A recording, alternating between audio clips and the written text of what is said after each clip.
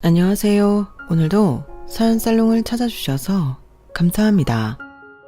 저는 불치병에 걸렸다가 완쾌하고 현재는 신나게 제 인생을 살고 있는 30대 후반 여성입니다. 지금은 초등학교에 다니는 딸이랑 둘이 살고 있고요. 남편과는 지금으로부터 6년 전에 이혼했어요. 그리고 제가 꽤 오래 앓고 있던 불치병은 착한 며느리병이라는 거였는데요. 제가 이왕이면 좋은 마음으로 했던 일들이 시간이 지나고 보니 제 살을 파먹고 있다는 걸 알았어요. 그리고 남편이라는 놈이 제일 나쁜 놈이었는데 혹여라도 내 딸이 제 그런 모습을 닮을까봐 정신을 차리게 되었죠. 그래서 한 가지 사건으로 인해 저는 행복한 이혼녀가 되기로 결심했는데요. 6년이나 지난 지금 저는 제 선택에 100% 만족합니다. 이혼하자마자 불치병도 싹 다 나았거든요.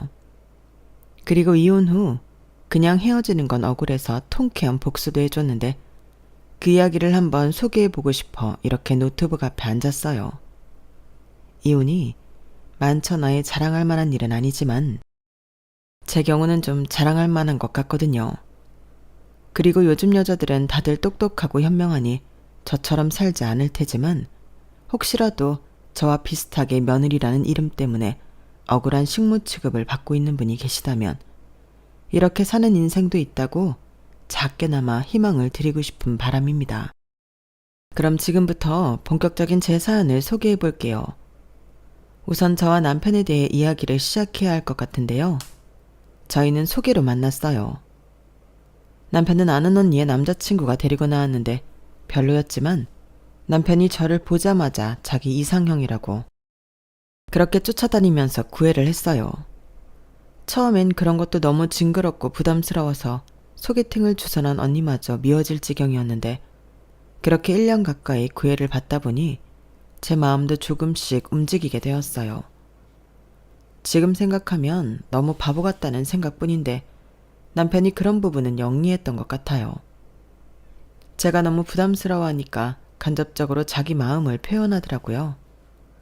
회사에 갑자기 꽃배달이 오거나 비타민 영양제와 손편지, 인형 같은 선물이 오기도 했고 제가 싫다고 하면 더 다가오지 않고 딱 그 자리에서 저만 바라보고 있는데 어떤 남자가 대단하지도 않는 나에게 1년씩이나 쫓아다닐 수 있을까? 나중엔 저런 남자 또 없지 하는 생각이 들더라고요. 그리고 지금도 그런 소리를 하는지는 모르겠는데 저 때만 해도 주변에서 여자는 자기가 좋아하는 남자를 만나는 것보다 자기를 좋아해주는 남자를 만나야 더 행복하다는 말도 있었거든요. 나 좋다고 잘해주는데 여자들이 바라는 건 사실 그런 거잖아요. 제가 뭐 재벌집 남자를 만나 팔자를 고칠 것도 아니었는데 이왕이면 사랑 많이 받고 그렇게 살고 싶었어요. 그런 생각을 갖게 된 배경에는 저희 부모님이 사이가 별로 좋지 않았기 때문이었는데요. 저희 엄마는 다시 태어나면 절대 결혼은 하지 않겠다고 할 정도로 당신 입으로 불행하다 노래를 하셨어요. 하긴 그것도 인정하는 게 저희 엄마는 가난한 집 맏며느리로 제사도 많고 아빠 밑으로 형제도 많아 저희 엄마는 늘 시댁 식구들 뒤치다꺼리만 하고 사셨거든요. 그럼 아빠라도 그런 엄마의 노고를 알아주고 위해줘야 하는데 저희 아빠는 며느리가 며느리 노릇하는 거지 뭐가 힘들다고 징징거려. 여자가 징징거리면 재수없다니까? 라며 아픈 마음을 더욱 후벼 파는 사람이었어요. 그렇다 보니 저희 친정아빠는 저희 엄마한테 황혼이혼 당하셨는데요. 저는 제 친아빠지만 당해도 싸다고 생각해요. 아무튼 그런 환경 속에서 자랐기 때문에 이왕이면 나를 많이 사랑해주고 아껴주는 남자를 만나고 싶었죠. 그리고 남편의 꾸준한 노력을 높이 산 저는 끝내 남편의 마음을 받아주기로 했고 약 2년 동안 행복한 연애를 했어요. 하나부터 10까지 아니 100까지 저에게만 맞춰주는 남편이었기 때문에 나중엔 제가 더 많이 좋아하게 되었죠. 그리고 시부모님들도 당신들의 며느리가 될지도 모른다고 생각했는지 저를 참 예뻐해 주셨는데요. 남편은 일남 일녀 중 장남이었어요. 그런데 신우가 어릴 때 사고를 쳐서 애를 갖는 바람에 결혼을 일찍 했다고 하더라고요. 내가 정말 그때만 생각하면 자다가도 벌떡 일어나지. 이제 갓 20살이 됐는데 애를 가졌다고 하니 내가 기절하지 않고 패겨? 그래도 어떡해. 사랑해서 죽겠다는데. 그래서 그냥 하라고 했어. 어차피 시킬 결혼 남들보다 조금 더 빨리 시킨다고 생각했지. 근데 내가 그 일 때문에 친척들 앞에 아직도 고개를 못 들어. 얼굴만 봤다 하면 그 얘기를 하는데 내가 아주 미치겠더라니까. 그래서 이젠 아주 왕래도 안 하고 산다. 네? 그럼 명절 같은 날도 안 가. 우리는 그냥 우리끼리 놀고 먹어. 그러니까 너는 복 받은 거다. 차례니 재산이 그런 거 신경 쓸 것도 없어. 큰 집에서 자기네들이 알아서 하겠지. 아, 그럼 정말 아무것도 안 하시는 거네요. 그렇다니까. 대신 당일에 우리 아저씨랑 종훈이만 큰 집 다녀오니까 그때 들고 갈 거나 조금 만들면 돼. 빈손으로 보낼 순 없잖아. 그래도 그게 어디니? 우리는 안 가도 돼. 너무 좋지 않니? 나는 내 덕 보는 거야. 나 같은 시어머니가 또 어딨다고. 이렇게 신우 일 때문에 시어머니는 자기네 친척들과도 사이가 멀어졌다고 했는데 그 덕에 편히 산다며 제가 그 덕을 보는 거라고 재차 강조하셨어요. 그리고 그때는 솔직히 좋다고도 생각했는데 나는 그럼 우리 친정 엄마처럼 제사나 명절에 음식한다고 고생은 하지 않겠구나 하면서 내심 속으로 제가 결혼을 잘 하는 거라고 생각했어요. 그렇잖아요. 저라면 꿈뻑 죽는 남편 있지. 시집살이 시키지 않는 시댁 있지. 세상에 저같이 팔자 편한 여자가 어디 있을까. 그때는 그렇게 생각했는데요. 웬걸. 저는 완전히 속아서 결혼했어요. 처음 신혼여행을 다녀와서 시댁에 갔을 때부터 시어머니가 저한테 자기 집 일을 시키는데 완이 벙벙했죠. 이제 여기도 네 집이다. 그럼 너도 집안일을 해야지. 내가 뭐 대단한 걸 시키는 것도 아니고 그냥 우리 먹을 밥이나 하고 청소 좀 해. 나는 요즘 허리가 아파서 꼼짝을 못하겠다. 그 정도는 할 수 있지? 너 시집 오기 전에 내내 자취했다며. 그럼 웬만큼은 다 할 수 있는 거 아닌가? 냉장고 열어서 네가 하고 싶은 거 아무거나 해. 다 괜찮아. 이렇게 말씀하셨는데요. 시어머니가 워낙 말씀을 잘하시다 보니 저는 얼떨결에 신혼여행 다녀오자마자 앞치마를 입었어요. 그리고 살짝 긴장해서는 김치찌개와 계란말이 같은 간단한 음식을 만들어 상을 차렸는데 시어머니가 피식거리더니 그래, 큰 기대는 안 했다. 그래도 그렇지 이게 뭐냐? 나물 같은 것도 못 무치니? 냉장고에 시금치 있는데. 아, 됐다. 오늘은 이거 먹을 테니까 다음엔 분발해라. 라고 못마땅한 티를 내셨어요. 하지만 남편은 왜, 이 정도면 진수성찬이네. 김치찌개도 맛있어. 역시 우리 와이프가 못하는 게 없다니까. 이렇게 말하며 제 편을 대놓고 들었는데 그때는 그게 저를 위한 거라고 착각했죠. 그런데 시간이 지나고 보니 그건 저를 위한 게 아니더군요. 남편은 제가 집안일을 잘한다며 겉으로는 칭찬을 늘어놓았지만 실상은 제가 집안일을 잘하니까 시켜보라고 자기 엄마한테 바람을 넣는 거였어요. 그리고 시어머니는 그런 자기 아들의 의도를 파악하고 저를 못 부려먹어 안달이 났는데 말씀은 또 우리 며느리 잘한다고 하도 들어서 솜씨 좀 보려고. 부담 갖지 말고 할 수 있는 만큼만 해봐. 모르는 건 물어보고. 이렇게 사람 좋은 흉내를 내시니 저는 뭐라고 하지도 못하고 시댁에 가면 일만 했어요. 그러다 결혼하고 1년이 조금 지나 임신을 하게 되었고 그때는 잠깐 편했는데 딸아이를 낳고 난 뒤에 다시 앞치마가 제 유니폼이 되었어요. 그때는 아이 출산과 동시에 다니던 회사를 그만뒀기 때문에 전업주부였는데 그때부터는 남편이 그러더라고요. 전업주부는 살림 육아가 본업이지. 이렇게 말하는데 솔직히 자존심이 상하더라고요. 내가 전업주부 하려고 대학 공부하고 어렵게 회사 들어갔나? 속에서 성질이 올라왔는데 딸아이를 봐줄 사람이 아무도 없었어요. 시어머니는 거의 걸어다니는 종합병원 수준이었는데 물론 확인된 건 아무것도 없었지만 그 떠드는 입 빼고는 다 아프시다고 하셨거든요. 그리고 친정엄마는 당시에도 식당을 하고 계셨는데요. 그런 친정엄마에게 아이까지 봐달라고 할 수는 없었죠. 그래서 제가 육아를 할 수밖에 없었는데 남편은 그 뒤로 손 하나 까딱하지 않더군요. 집안일은 제 일이라는 거였죠. 그리고 은근 저를 무시하며 자기 덕에 뜨신 밥 먹고 산다. 자기 덕에 제가 편하게 애랑 먹고 자고 한다. 이런 식으로 농담을 하곤 했어요. 당연히 기분이 나빴죠. 그래서 정색하고 뭐라고 따질라 치면 나는 장난이야. 내가 설마 정말 그렇게 생각하겠어? 내가 자기를 얼마나 사랑하는데 내 마음 몰라? 이렇게 능청맞게 태도를 바꿨는데 여기서 더 화를 내면 저는 자격지심 때문에 남편의 장난도 못 받아주는 그런 사람이 되는 것 같았어요. 그래도 기분 나쁘니까 하지 말라고 한 번은 진지하게 얘기를 했는데 남편은 별것도 아닌 일로 자기한테 무안을 준다고 입이 대빨 나왔었죠. 그리고 그때 잠깐은 조심하는 것 같았지만 사람들이 있는 자리에서는 은근 그 버릇이 또 나오곤 했는데요. 그때는 정말 남편이 아니라 왼수가 따로 없더라니까요. 그래서 삐쳐있으면 미안하다고 자기가 실수했다고 또 싹싹 비는데 나중엔 일부러 그러는 것 같았어요. 그러니 집에 손님이 오거나 시댁에 가는 등 우리 식구들 말고 다른 사람들이 있는 자리를 저는 별로 좋아하지 않았는데요. 남편은 원래부터 사람들이랑 어울려 노는 걸 좋아해서 별일 없어도 시댁에는 가고 싶어 하더라고요. 명분은 뻔했죠 뭐. 우리 예쁜 딸 보여주러 가야지. 할머니 할아버지가 얼마나 우리 공주를 보고 싶겠어? 이렇게 말하면서 애 때문이라도 시댁에 가야 한다고 했는데 거기 가면 저는 또 혼자 일만 할 게 뻔했어요.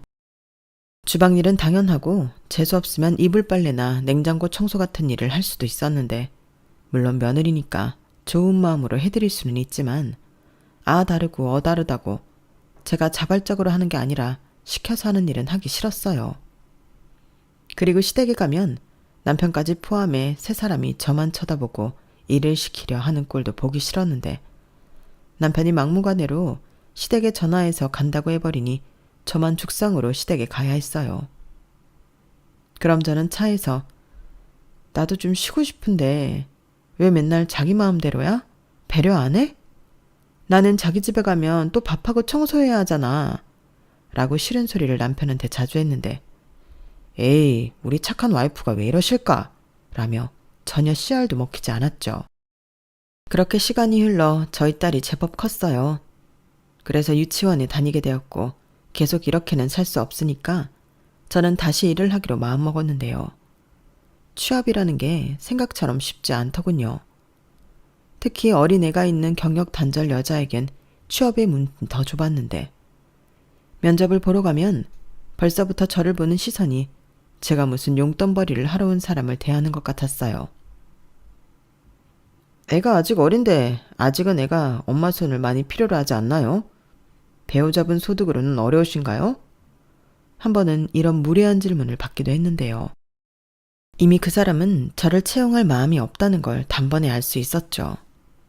그리고 그런 일을 몇 번 당하니 저도 주눅이 들었는데 아, 나는 이제 채용해줄 회사가 없구나 이런 생각이 들더라고요. 하지만 이대로 포기하기엔 너무 억울했어요.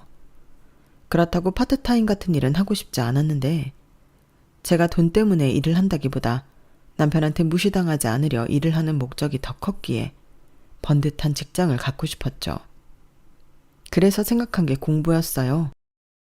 회사에서 저를 채용해주지 않는다면 제 스스로 전문가가 되자 결심했죠.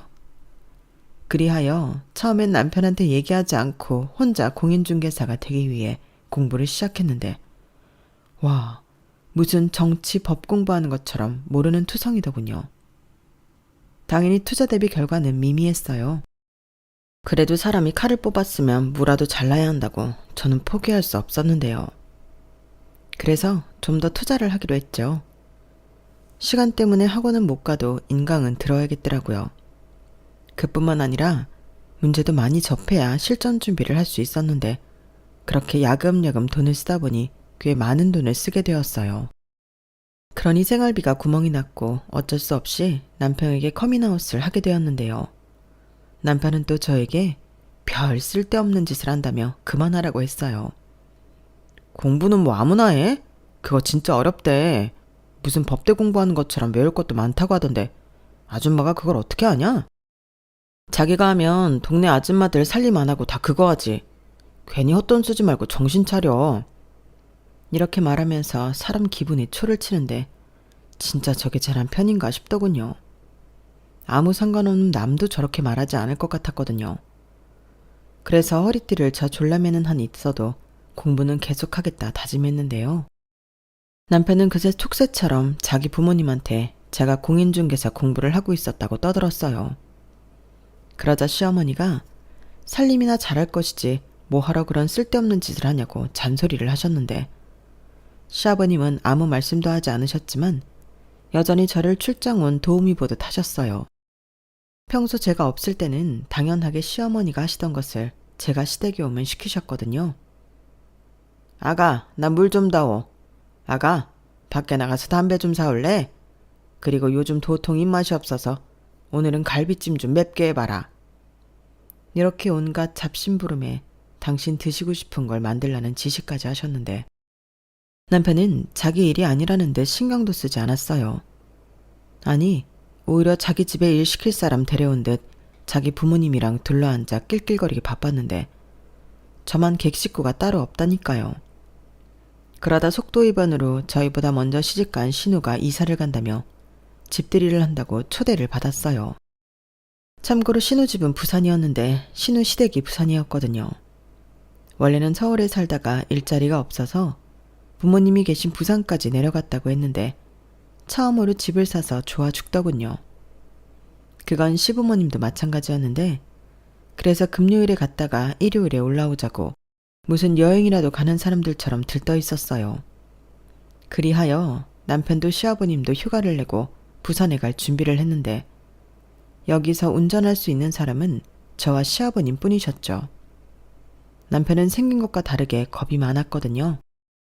그리고 나는 서울에서 태어나 쭉 서울에서만 사는데 면허를 뭐하러 따? 지하철에 버스까지 가고 싶은데 다 데려다 주는데 운전할 필요가 없지.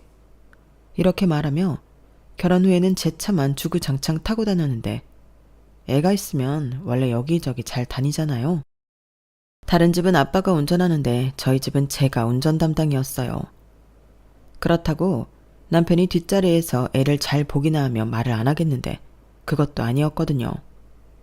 애가 울면 어찌할 줄을 몰라 저까지 정신없게 만들었는데, 그래서 애기 낳고 한동안은 운전을 못했더랬죠. 애가 울면 아무래도 마음이 급하니까 실수를 하니까요. 그러다 아이가 카시트에 잘 적응하고 다닐만 할 때부터는 제가 다시 운전을 하기 시작했는데요. 당연히 부산까지 가는데 운전할 사람은 저였죠. 저는 혹시나 싶어 아무 말 하지 않고 기다렸는데 시어머니는 마치 처음부터 제 차를 타고 가기로 약속한 듯 아침에 일찍 와라? 짐도 실어야 하고 일찍 출발하는 게 차도 덜 막힐 것 같으니까 라고 하시는데 기대한 제가 바보였어요. 떡줄 사람은 생각도 하지 않는데 저만 군침을 흘리고 있었으니까요. 그리하여 제 차를 끌고 아침 대바람부터 부산으로 향하게 되었어요. 차에는 시어머니가 전날부터 신어준다고 만든 김치와 반찬들이 가득했는데 팔은 안으로 굽는다고 저한테는 한 번을 안 주시던 김치와 반찬이 2박스나 되더군요. 어머니, 이게 다 뭐예요? 김치. 걔가 원래 내가 담근 김치 아니면 못 먹거든? 전부터 엄마 김치 먹고 싶다고 노래를 불렀는데 똑 떨어졌다고 가져오라고 하네. 어머님도 참, 그럼 지금까지 아가씨네 김치는 계속 보내신 거예요? 제가 김치 좀 없냐고 할 때는 이제 힘들어서 못 하신다고 저한테 사 먹으라고 하셨잖아요. 에이, 네가 딸이랑 같니? 너는 네 친정엄마도 있잖아. 근데 우리 딸은 멀리 떨어져 있고 엄마 김치 먹고 싶다는데 사 먹으라고 어떻게 그러니? 그리고 가는데 빈손으로 갈 수도 없고 겸사겸사 가져가는 거지. 이왕이면 쟤 좋아하는 거 들고 가면 좋잖아. 왜?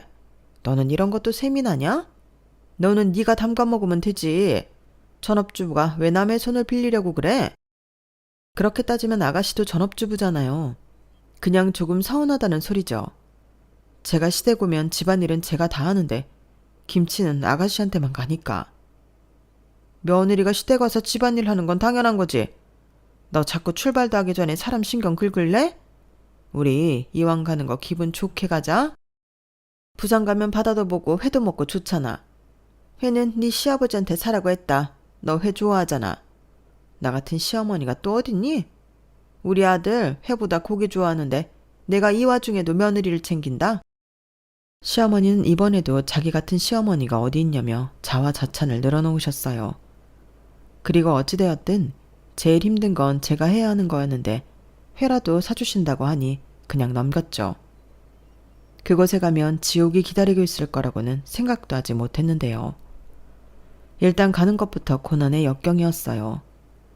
시부모님이 서울에서만 쭉 사셨기 때문에 장거리를 차로 가는 경우는 잘 없으시거든요. 그런데 제 작은 차에서 장거리를 가시려니 힘들다며 뒷자리에서 곡소리가 나오는데 보이는 족족 휴게소마다 가자고 하셨어요. 화장실이며 군것질이며 가다 서다를 반복하다 보니 부산까지 무려 8시간이 걸렸는데요. 저야말로 너무 피곤해서 안 아픈 곳이 없을 지경이었죠. 하지만 함께 온 가족들 그 어느 누구도 제가 힘들다는 걸 알아주는 이는 없었는데요. 신우도 마찬가지였어요. 왜 이렇게 늦게 왔어? 기다리느라 목 빠지는 줄 알았네. 언니는 뭐 고속도로를 100으로만 놓고 달려요? 이렇게 저를 보자마자 싫은 소리를 하는데 자주 보는 것도 아닌데 반갑지 않더라고요. 그리고 저는 일단 신우 집에 가면 집들이니까 신우 내외가 음식을 해놓았을 거라고 생각했거든요. 그런데 주방도 깨끗하고 식탁 위에도 아무것도 없는데 황당하더라고요. 그래서 내심 배달시키려나? 라고 생각했는데 신우가 그러더군요. 언니, 제가 장은 이것저것 많이 봐놨거든요. 언니가 알아서 맛있는 것 좀 많이 부탁해요. 저는 신우의 말에 황당하다 못해 당황했어요. 초대받아서 왔는데 손님한테 음식을 하라고 하다니 저게 지금 제정신인가 싶었죠. 그래서 저도 나오지 않는 웃음을 억지로 지으며 말했는데요. 솔직히 기분 나쁘라고 더 못되게 말했어요. 아가씨, 지금 저더러 음식을 하라는 거예요? 저 오늘 집들이 초대받은 거 아니었나요? 저 오늘 운전만 꼬박 8시간 넘게 했는데 여기 와서 음식을 할 거면 뭐하러 부산까지 와요? 그냥 서울 우리 집에서 먹지. 라고 말했는데 그 오빠의 그 동생인지 신우도 제가 발끈하니까 어머 언니 기분 나빴구나. 나는 그냥 언니가 해주는 음식이 그렇게 맛있다고 하니까 부탁한 건데 기분 나빴으면 미안해요. 저는 솜씨가 진짜 없거든요. 그래서 한 번만 해주면 안 돼요?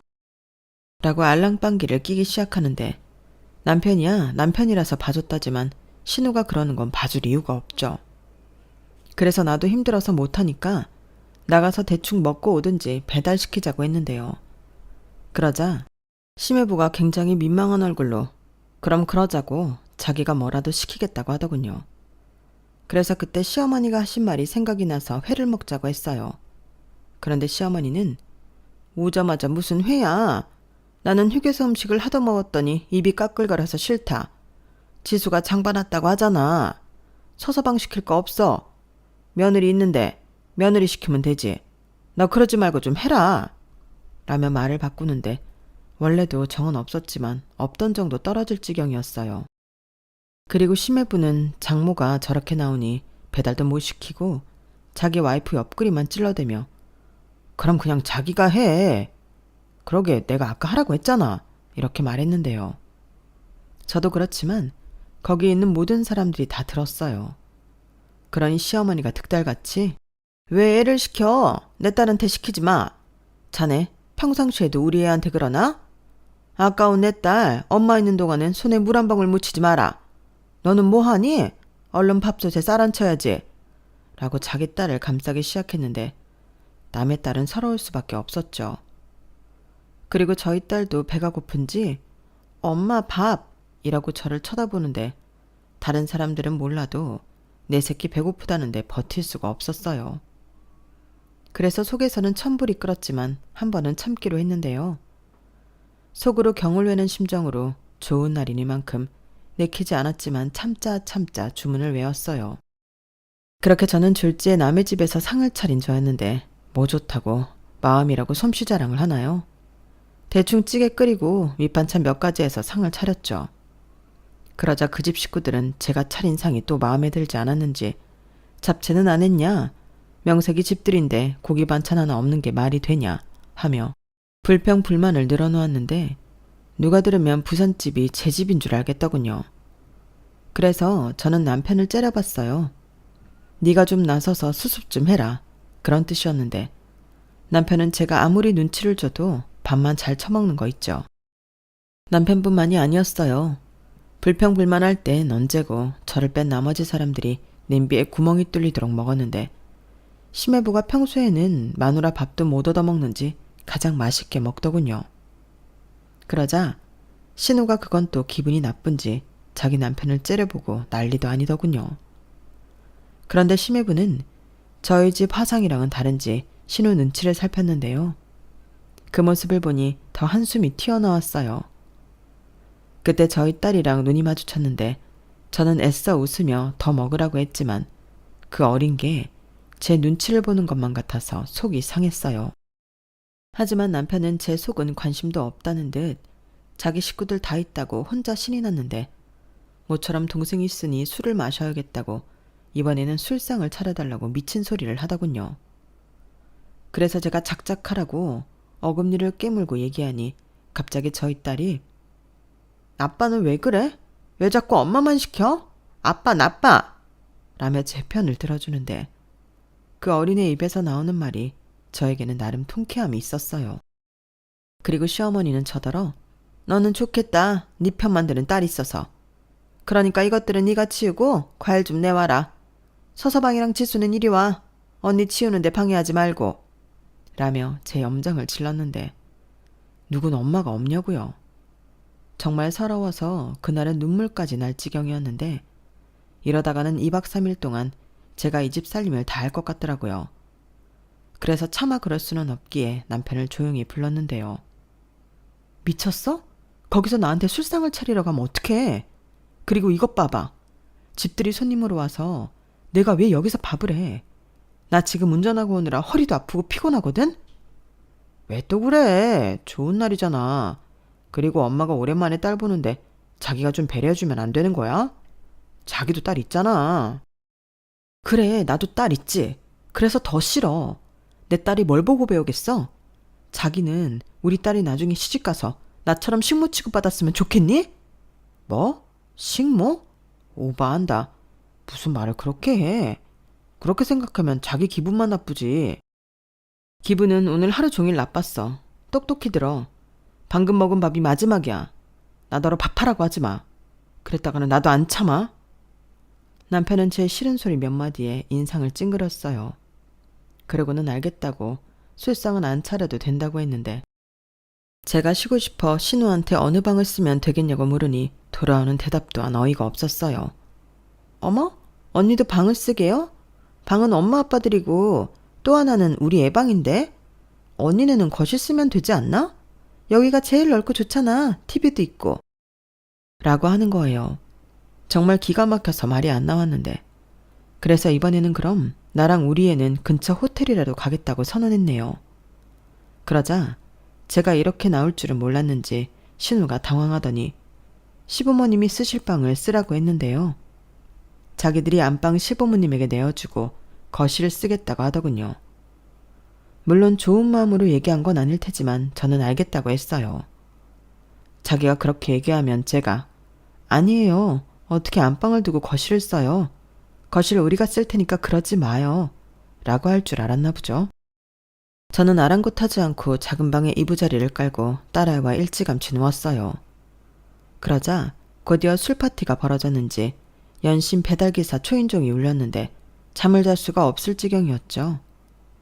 그리고 새벽 4시가 다 돼서 남편이 자려고 방에 기어들어왔는데 저는 애 깨우지 말고 나가서 자라고 했어요. 그러자 거실에는 신우 내외가 자고 있어서 자기가 가서 잘 수가 없다고 막무가내로 저와 딸 사이를 파고들어 코까지 골면서 자는데 애는 시끄럽다고 깨고 정말 죽겠더군요. 그리고 저희 애가 우는 걸 밖에서 들었는지 시어머니가 빼꼼히 방문을 열었는데요. 예상했던 대로 저에게 깼으면 아침상을 차리라고 하셨어요. 그래서 저는 깬 거 아니고 남편 때문에 잠을 설치는 거라고 다시 잘 거라고 딸아이를 안고 누웠는데요. 시어머니가 못마땅하다는 듯 저거 정말 어떻게 하면 좋지? 아우 내 팔자야 라고 궁시렁거리면서 방문을 닫는데 저야말로 이 집안 식구들을 어쩌면 좋을까 한숨이 절로 나오더군요. 그러자 딸아이가 말똥말똥한 눈으로 엄마 화났어? 라고 묻는데 차마 아니라는 말이 나오진 않더군요. 자식 앞에서는 그래도 좋은 모습만 보여주고 싶은 게 부모 마음인데 너무 속상했어요. 그러면서 동시에 친정엄마 생각도 많이 났는데 내가 왜 이러고 사나 눈물이 나오더군요. 그리고 저는 제 고집대로 아침상을 차리지 않았는데요. 그래서 시어머니 심기가 많이 불편하셨어요. 눈치를 얼마나 주던지 보지 않아도 시어머니의 시선이 느껴질 정도였는데요. 시아버님도 이런 제 행동이 마음에 들지 않았는지 옆에 사람들도 많은데 저한테만 김치 더 꺼내와라, 물 좀 이러시며 시켜대는데 잠도 얼마 못 자고 술에 쩔은 세 사람은 아침을 잘 먹지 못하더라고요. 그러자 시어머니가 아침은 내가 차렸으니까 이 사람들 해장국은 네가 차려라. 서서방, 속 많이 불편해? 아, 잘 먹지도 못하는 술을 왜 그렇게 먹었어? 해장국 끓여주면 속 풀게. 라며 저한테는 일거리를 주면서 사위 속은 걱정하셨는데 저는 대놓고 싫다고 했어요. 제가 술을 마신 것도 아닌데 해장국을 끓일 이유가 없다고 했죠. 그러자 시어머니는 더는 못 참겠다는 듯 너는 며느리가 돼서 왜 이렇게 싫다고만 해? 너 그러려고 우리 집에 시집 왔냐? 너 옛날 같으면 벌써 나한테 뒤지게 맞았어. 어디 며느리가 시키만 하는 거지? 시부모님 앞에서 싫은 내색 다 하고 지할 말 다 해? 이렇게 목소리를 높이셨는데 그 소리를 제 딸도 다 듣고 있으니 저도 참고 싶지 않았어요. 아니, 여기서 제가 참으면 저는 앞으로 쭉 참고 살아야 할 것 같았거든요. 그리고 자기 엄마한테 당하고 있는 모습을 뻔히 보고도 가만히 있는 남편에게도 오만 정이 떨어졌는데 저도 제 할 말 다 하기로 작정했죠. 저야말로 식모살이 하려고 시집 온 거 아닌데요. 애당초 제가 여기서 왜 밥을 하고 해장국을 끓여요. 어머님이 이러시니까 아가씨도 저한테 함부로 하잖아요. 어머니는 아가씨만 아깝죠. 그럼 어머님이 하세요. 왜 저한테 그러세요? 저기 너 지금 내 앞에서 눈 똑바로 뜨고 따지는 거냐? 네, 따지는 거예요. 부당한 일이니까요. 당신 정말 그만하지 못해? 아니, 여기가 어디라고 큰 소리를 해? 정말 창피해 죽겠다. 창피해 죽겠어? 나도 그래. 네가 내 남편이라는 게 창피해 죽겠다. 뭐? 니? 이게 정말 오늘 나를 잡았나 보다. 평상시에도 할 말 다 하려는 거 불안불안하더니 기어코 사고를 치네. 너 이럴 거면 우리 아들이랑 갈라서. 너 지금 누구 덕에 공짜밥 먹고 편하게 사는 줄 알고 까부냐? 공짜밥 먹은 적 없고요. 편하게 산 적 없어요. 이렇게 저만 보면 온 식구들이 못 부려먹어 안달인데 제가 어떻게 마음 편하게 살겠어요. 어머님이 먼저 헤어지라고 하셨으니 이번에는 말 잘 듣는 며느리 할게요. 저는 방에 들어가 제 짐과 딸아이를 데리고 신혼집을 나왔어요. 그리고 1초의 망설임도 없이 차를 몰고 고속도로를 탔는데요.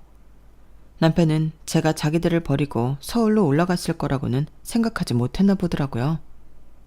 제가 서울에 다 도착해서도 연락 한 통이 없었거든요. 그래서 내심 속으로 지도 나랑 헤어지고 싶어서 제가 서울로 갔던 상관하지 않는가 보다 생각했는데요. 제가 집에 도착하니 그제야 남편에게서 연락이 오더군요. 어디 갔냐고 이제 그만하고 돌아오라고 했는데 기가 찼죠. 제가 어디에 있는 줄 알고 돌아오라고 하는 건지 웃기지도 않았어요. 그래서 나는 서울 집에 왔기 때문에 못 간다고 얘기했죠. 뭐? 서울이라고? 미쳤어? 그럼 우리는? 아니 어떻게 식구들을 버리고 너만 홀랑 서울집을 가냐? 제정신이야? 제정신이지. 네 동생이 하는 짓도 정상이라며. 그리고 아까 당신 엄마 하는 말 못 들었어? 헤어지라고 했잖아. 그야 그건 자기가 하도 선을 넘으니까 우리 엄마가 홧김에 한 소리지. 그래서 우리 엄마가 한 말에 삐져서 서울로 내뺐다고? 내뺀 거 아니고 정말 헤어지려고 그런 건데? 왜? 내가 너 없으면 못 살 줄 알았냐? 객기 그만 부려. 막말로 네가 직업이 있어 돈이 있어. 네가 나한테 이럴 이유가 하나도 없지. 너는 그게 문제야. 내가 아무것도 없어서 너한테 매달릴 거라고 생각하고 나한테 함부로 했나 본데 됐다 그래. 저는 제 할 말만 하고 전화를 끊었어요. 그리고 제가 제일 먼저 한 일은 남편 짐을 정리하는 거였는데요. 제가 직업은 없어도 저희가 사는 집은 제 집이었거든요. 제가 결혼 전에 살던 집 보증금을 빼서 친정 부모님이 보태준 돈으로 구한 아파트 전세였는데, 그래서 명의는 제 앞으로 되어 있었어요. 그리고 저희는 그 집에서 한 번도 이사를 가지 않고 쭉 살았는데요. 그 때문인지 남편은 집에 대해서는 까맣게 잊은 듯 싶었죠. 하지만 저는 단 한 번도 잊은 적이 없었는데요. 입장 차이야 있겠지만 저는 늘 여차하면 이 집에서 남편을 내쫓아야 한다고 생각했는데, 그래서 더 남편과 다르게 이혼해도 전혀 아쉽지 않았죠. 그리고 생각이 굳어졌을 때는 남편 짐을 싸서 현관 앞에 모아버렸는데요.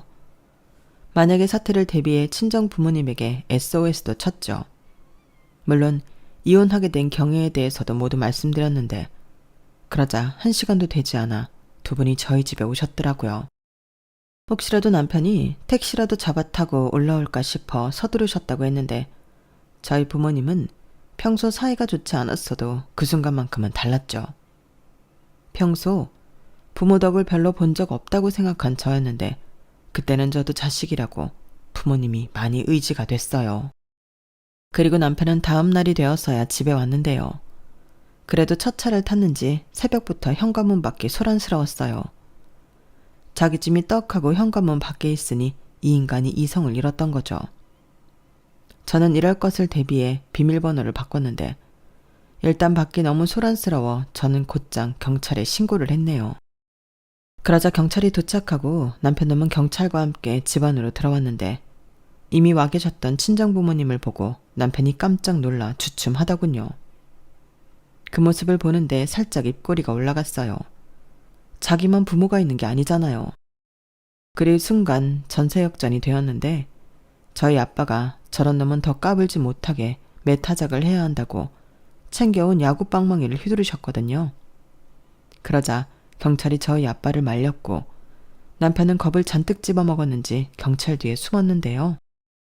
그러고는 지도 할 말이 없으니 시부모한테 함부로 하는 저 같은 여자랑은 더 살라고 해도 살기 싫다며 이혼할 거라고 큰 소리를 치더군요.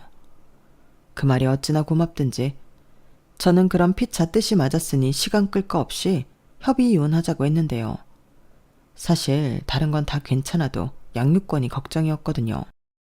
그리고 남편 또한 지가 키울 것도 아니면서 양육권은 못 준다고, 애는 자기가 키울 거니까 애를 놓고 가라고 했는데, 그때 저희 엄마가 나서서 그러라고 하셨어요. 그래, 애 아빠가 애를 원한다고 하니 자네가 데려가 키우게. 그럼 지영이 너도 고집 부리지 말고 새 출발해. 김서방 고맙네. 우리 딸은 미련 없이 새 출발할 수 있게 해줘서. 지영이 너도 이제 저딴 놈 말고 괜찮은 놈 만나.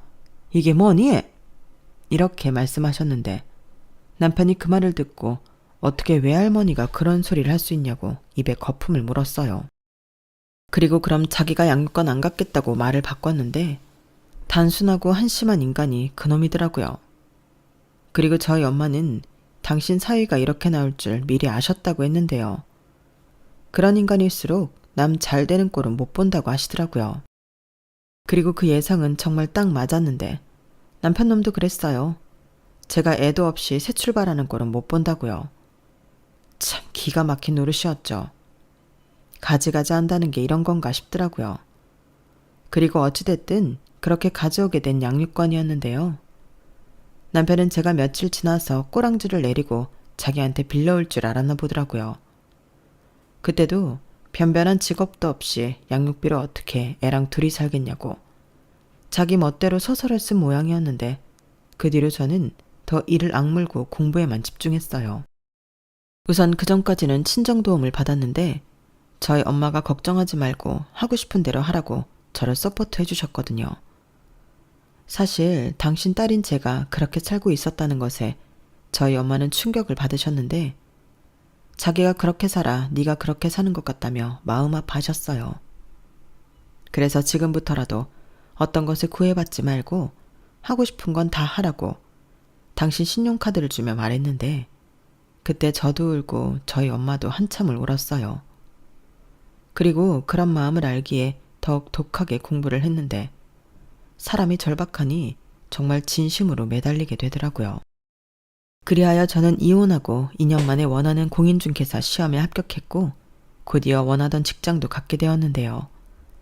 그때는 세상을 다 가진 것처럼 기뻤어요.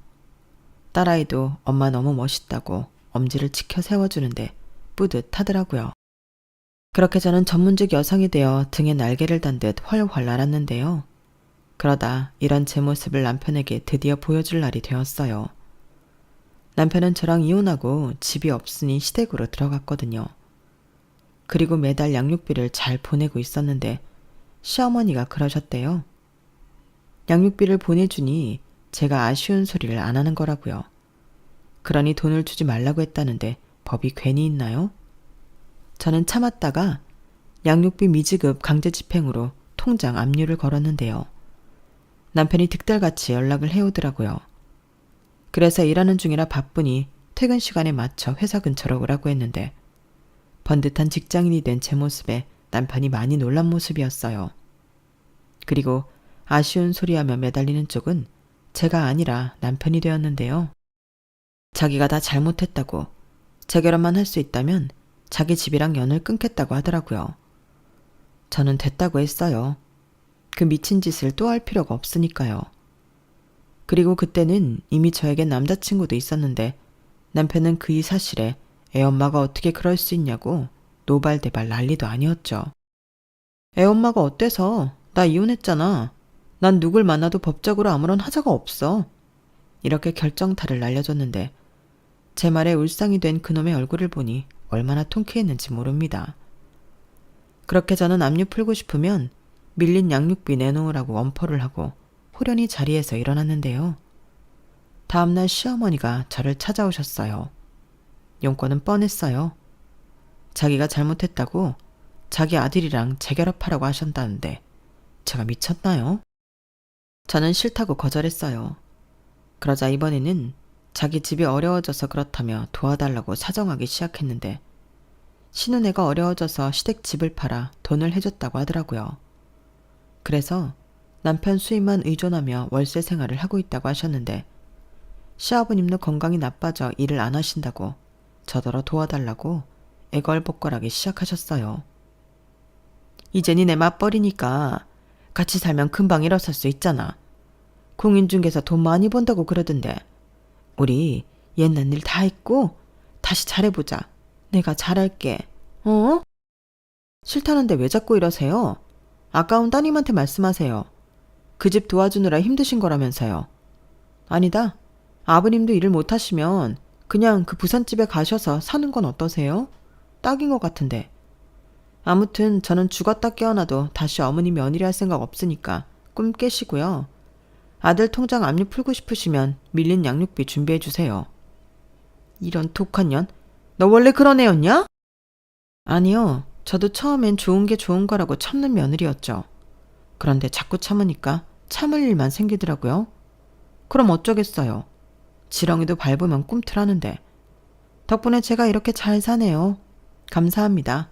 그러니까 양육비 꼭 주세요.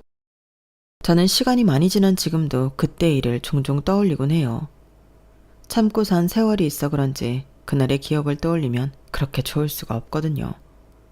그러게 왜 순한 사람을 독을 품게 하셨는지 그 사람들이 평생 땅을 치고 후회하며 살았으면 좋겠습니다.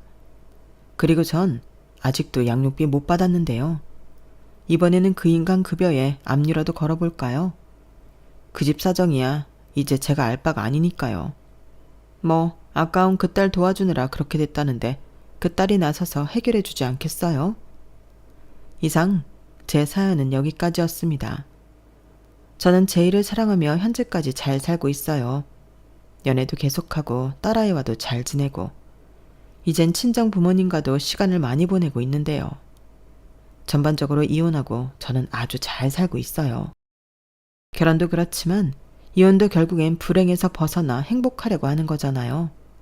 그런 의미에서 저는 이혼을 참 잘한 케이스라고 자부하는데 부디 지금 이 순간에도 부당한 일을 겪고도 참고 견디는 며느리들이 있다면 이혼까지는 아니더라도 더는 참지 말라는 말을 꼭 하고 싶습니다. 참으면 내성만 생겨서 자꾸만 더 참게 되더라고요. 그러니 이제는 참지 말고 스스로를 지킬 수 있는 구체적인 방법을 꼭 찾아보시길 바라며 저는 이만 물러갈게요. 그럼 지금까지 긴 사연 들어주셔서 감사합니다. 더는 억울한 며느리도 너무한 시어머니도 없는 행복한 세상에 사는 우리들이 되었으면 좋겠습니다. 그럼 안녕히 계세요. 여러분, 사연 댓글에 응원과 현명한 조언 부탁드려요. 좋아요와 구독은 저에게 큰 힘이 됩니다. 오늘도 좋은 일 가득하세요.